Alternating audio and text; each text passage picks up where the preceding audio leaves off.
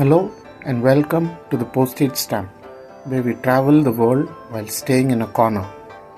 This is an audio-only podcast where you can imagine what happens as we speak of mundane experiences from around the world. Listen to it as you do your chores or as you fall asleep.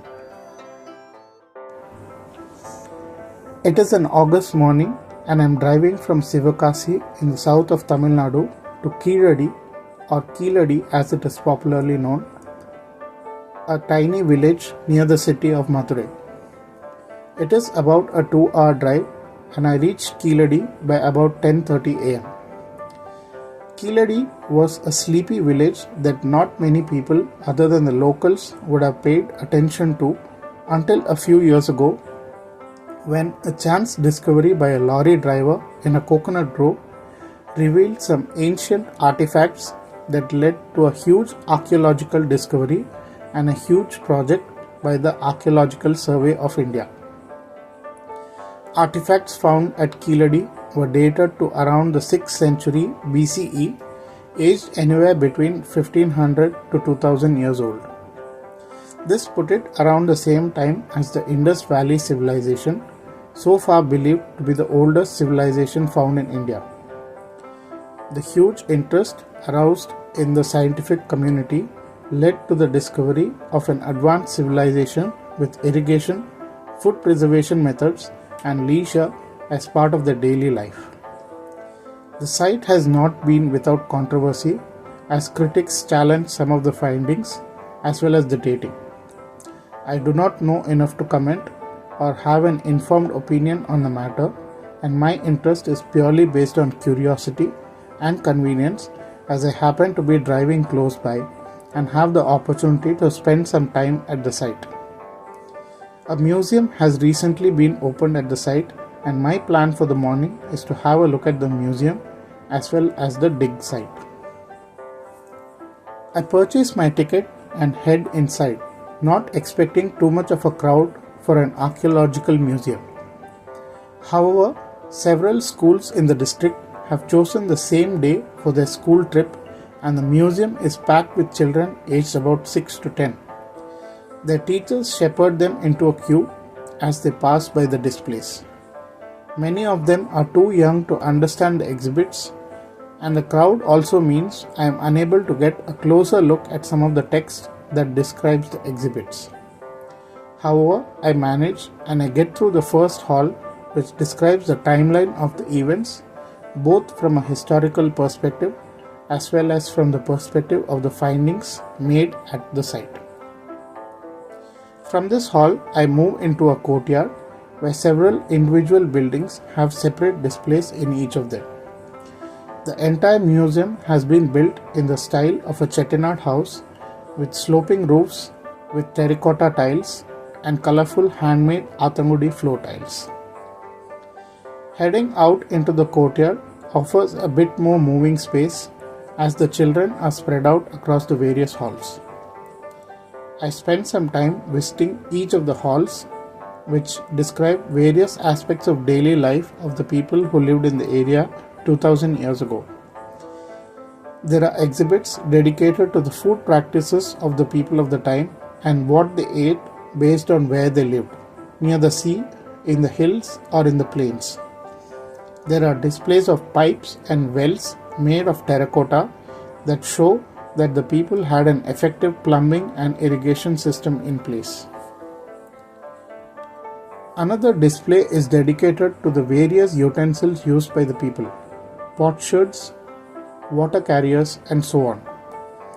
There are indications that the pots were baked in kilns, indicating the use of technology by the people.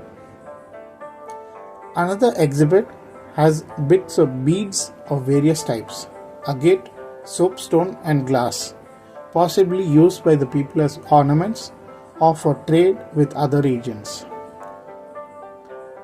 One of the displays is dedicated to scripts found etched on various objects, indicating some form of literacy and formal language used by the people. There are also seals with shapes of animals and fish, possibly used to identify people or for trade and accounting. An entire display is dedicated to the carbon dating certificates received from various research labs establishing age of the artifacts. Another hall is full of objects of leisure. Little chessmen and dice and hopscotches indicate games were played by the people as a way to relax or to gamble. These objects are made of terracotta or ivory. It takes me about an hour to go through all the exhibits. By now it is blazing hot as the sun scorches the open courtyard. There is a tiny store selling snacks and cold drinks, but it is crowded with the school groups. I head back to the main hall and notice there is an air-conditioned hall. I head inside and it is a mini auditorium with a large screen on which a film is playing. A session has just finished and the kids inside have streamed out, and I head in and secure a seat at the front. I am happiest about the fact that it is air-conditioned. The hall fills with more kids and soon the lights are dimmed and the film begins. It is a 20-minute documentary about the Keeladi archaeological site, giving a brief context about the history of the people who lived there 2000 years ago. It also has information about the actual dig that took place in the last 10 years to unearth and process all the information that was obtained. It features voiceovers and interviews and is quite decent at providing context to what has happened in the area and to its relevance. Once the film is over, I head out and find my car in the parking lot. Stepping inside feels like stepping into an oven. My little trip isn't over yet, as there's one more point of interest, the actual archaeological dig site where all the items in the museum were discovered. It is about 2 kilometers away from the museum and I drive there. It is in the middle of a coconut grove and it would actually be an idyllic spot well suited for a picnic, if not for the several tourist vans and buses that have been parked in any open space. I cannot blame them, as I myself have driven down and I am contributing to the problem. I find a parking spot quite close to the actual dig site and walk over. For a layman, there isn't much to see or understand except the chance for a novel experience. In the middle of the coconut grove, a field has been cleared and cordoned off. Inside, there are little mounds of mud at frequent intervals, possibly for soil testing or some other purpose. On the other side of the field is the actual dig site, and this has now been covered with a large shed, possibly for the convenience of the research team working at the site. There are several deep cubical ditches dug here. They are perfectly square, so they seem to have been dug with great care and measurement, which I suppose is normal and necessary while making an archaeological finding to preserve any remains that may be found. These cubes are also quite deep and unprotected by any railing, so it's quite easy to lose your footing, fall in and get injured. I stay away from getting too close, but manage to get a look into all of these cubical ditches. In some of them, the remains of pots or household items can be seen embedded in the soil, or in some cases partially revealed. It is a view of a cross-section of a person's home from 2000 years ago.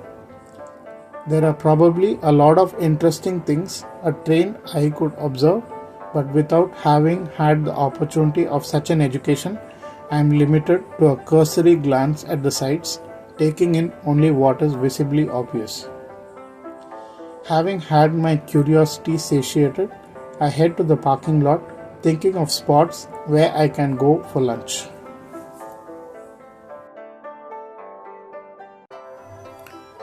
That brings an end to the latest episode of the Postage Stamp, where we travel the world while staying in a corner. Look forward to another mundane experience in another corner of the world in the next episode. Goodbye.